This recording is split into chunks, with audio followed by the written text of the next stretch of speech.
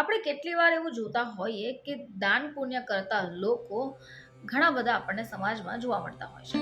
હવે દાન પુણ્ય કરવું પણ જોઈએ, પરંતુ દાન પુણ્ય કરવાના પણ અમુક નિયમો છે જેને ધ્યાને રાખવા ખૂબ જરૂરી છે.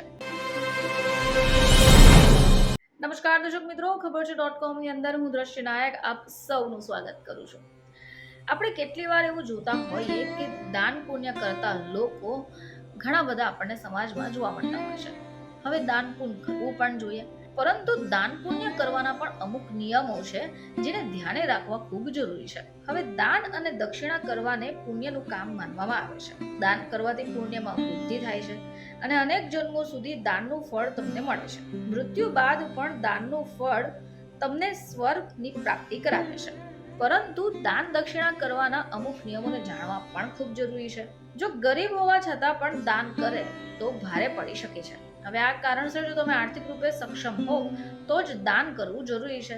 વાત કરીશું ગરુડ પુરાણની. તો ગરુડ પુરાણના આચાર કાંડમાં નીતિસરના અધ્યાયમાં સુખ અને સમૃદ્ધિ માટે અનેક કામો વિશે કહ્યું છે, જેમાંનું એક કામ છે દાન કરવું. હવે ગરુડ પુરાણના એક શ્લોકમાં દાનના મહત્વ અને દાન ક્યારે કરવું જોઈએ એ વિશે પણ જણાવ્યું છે. જો તમે આ નિયમો અપનાવો છો તો ક્યારે પણ આર્થિક તંગીનો સામનો તમને ન કરવો પડે. હવે જે વ્યક્તિ ગરીબ હોય તેમણે દાન ન કરવું જોઈએ. ગરીબ હોવા છતાં દાન કરવાથી તમે કંગાળ થઈ શકો છો, અને જો તમે દાન કરો છો તો તેનો દેખાડો ક્યારે ન કરો.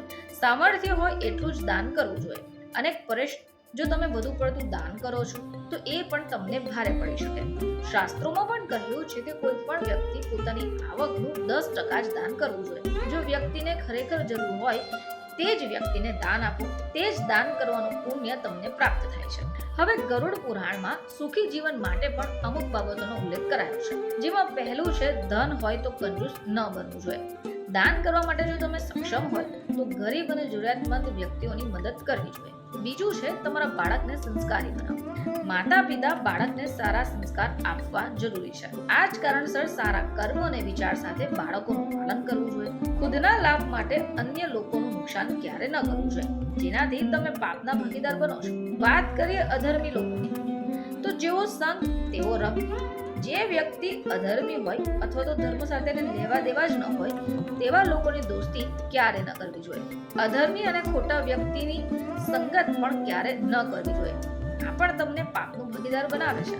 તો ગરુડ પુરાણ અનુસાર આટલી બાબતોનું જો આપણે ધ્યાન રાખીએ છીએ, ગરુડ પુરાણ અનુસાર આટલી બાબતોનું ખાસ ધ્યાન રાખવું જોઈએ. અને દાન દક્ષિણા આપતા પહેલા પણ આ નિયમોનું પાલન કરવું જોઈએ. ફરીથી તમારી સમક્ષ હાજર થઈશું. ત્યાં સુધી જોતા રહેજો ખબર છે .com.